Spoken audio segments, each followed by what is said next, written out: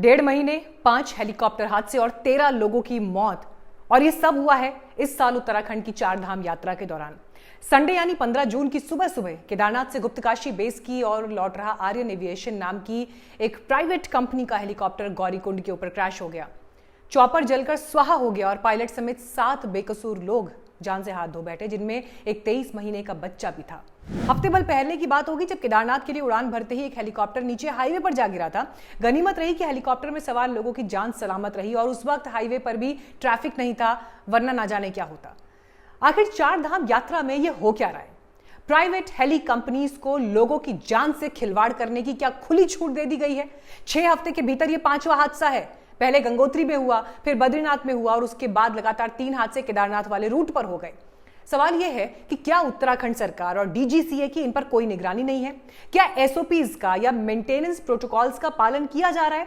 क्या इन कंपनीज के पायलट पर्याप्त क्वालिफाइड हैं और उनको जरूरी आराम मिल पा रहा है?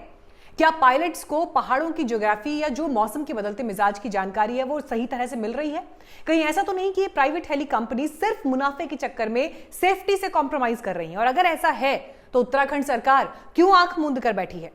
4 धाम यात्रा में एक के बाद एक लगातार हो रहे हेलीकॉप्टर हादसों से ऐसे बहुत से सवाल पैदा हो रहे हैं और सबसे बड़ा सवाल तो यहां पर सेफ्टी का है। ऐसा लग रहा है कि ज्यादा से ज्यादा पैसे कूट लेने यानी मुनाफाखोरी के लालच में लोगों की जान दांव पर लगा दी गई है। डीजीसीए का हाल देखिए, अभी ज्यादा दिन नहीं हुए जब डीजीसीए ने केदारनाथ धाम के लिए हेलीकॉप्टर उड़ानों के लिए नया रोस्टर तय किया था, जिसमें यह कहा गया कि केदारनाथ धाम के लिए हर घंटे सिर्फ 9 उड़ानें होंगी, जबकि अभी तक हर घंटे 25 से 30 उड़ानें जा रही थी।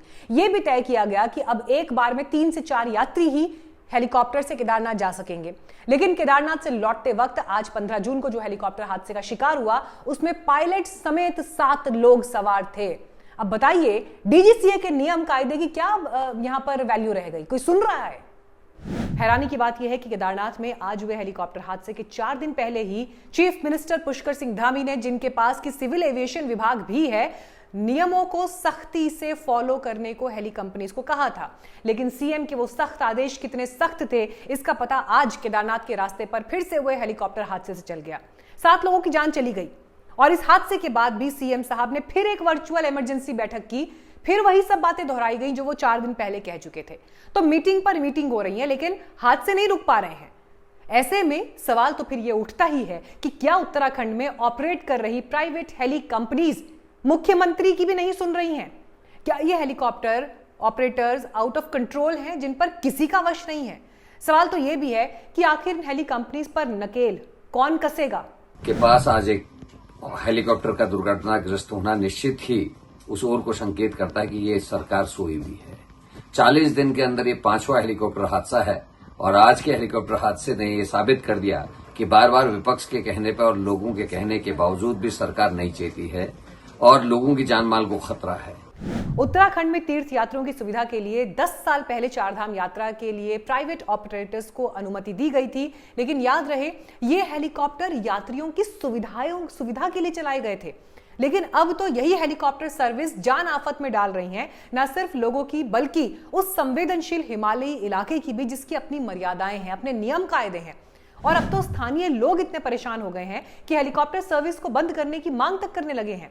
जब तक लोकल लोग सुबह जागते हैं ना, तब तक ये हेलीकॉप्टर केदारनाथ के रूट पर कई चक्कर मारकर लौट आते हैं, जबकि 6 बजे से पहले इन्हें अनुमति नहीं है। दरअसल इनकी जो टाइमिंग है वो 6 बजे से शुरू होती है और मुझे लगा शायद इमरजेंसी में ये उड़ा रहे हैं, पर ये देखिएगा अब ये दूसरी बार भी यहाँ से फ्लाई कर रहा है। 5:28 हो रहे हैं और ये दूसरी बार भी यहाँ से उड़ के जा चुका है और ऐसे ही ये प्रतिदिन कर रहे हैं। लोकल लोगों की चिंता की वाजिब वजह भी है।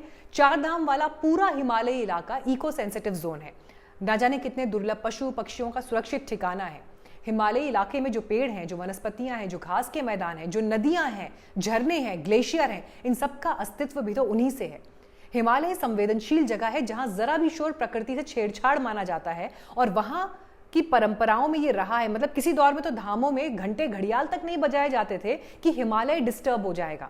और आज देखिए कि ऐसे सेंसिटिव हिमालय में सुबह से लेकर शाम तक थोड़ी थोड़ी देर के अंतराल में हेलीकॉप्टर्स टैक्सी की तरह चल रहे हैं कि उनकी गड़गड़ाहट ऐसी है। किसी को परवाह नहीं है कि मुनाफाखोरी के चक्कर में हम हिमालय का और वहां रहने वाले समाज का और पूरी कुदरत का कितना बड़ा नुकसान कर रहे हैं। केदार घाटी तो संकरी है, उसके ऊपर से जब ये हेलीकॉप्टर गुजरते हैं तो पूरी घाटी और वहां बसे लोग और पशु पक्षी थर्रा जाते हैं।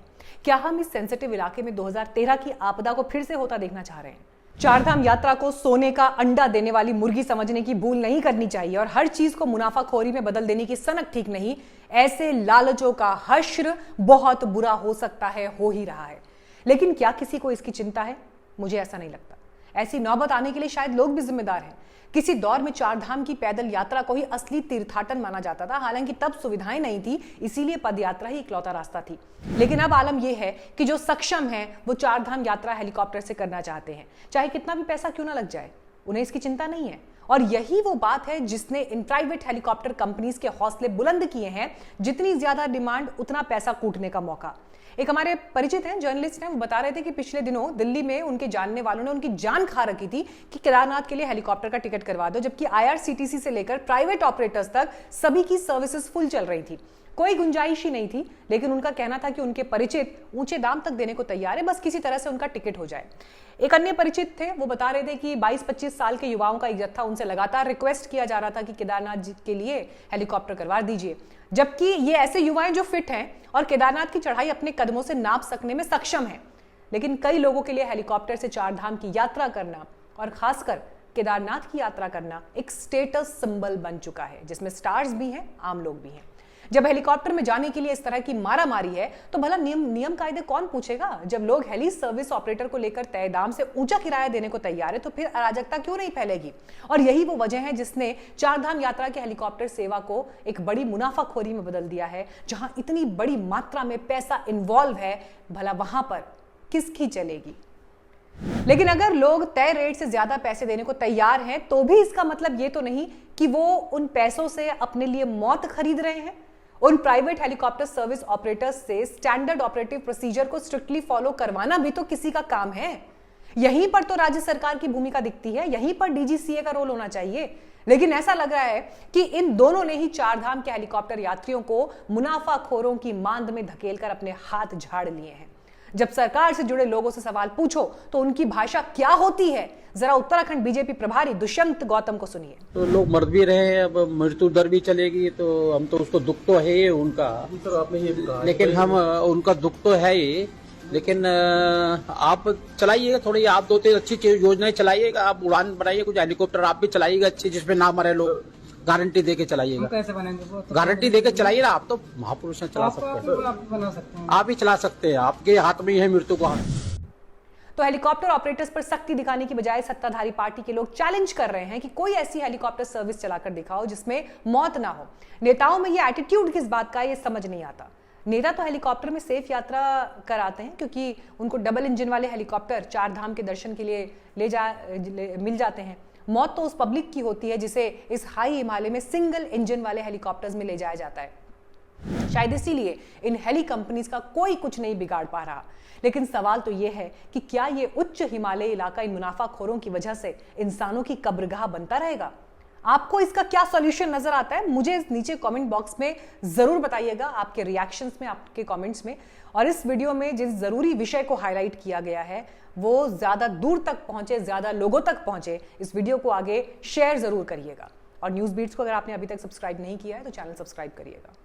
बहुत धन्यवाद ये वीडियो देखने के लिए।